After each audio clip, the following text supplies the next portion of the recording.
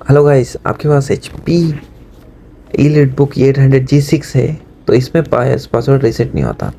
हमने ट्राई कर लिया है क्योंकि हमने रिस्टार्ट किया और अब देख लो कि अभी रिस्टार्ट होने के बाद में बायोस में पासवर्ड आ जाएगा।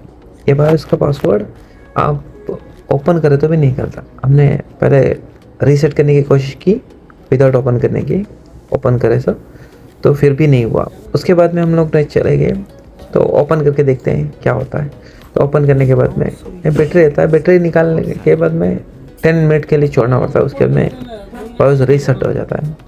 और इसमें एक चिप रहता है, उसकी वजह से ये रीसेट नहीं होता। हमने रीसेट करने की कोशिश की मगर रीसेट नहीं हुआ।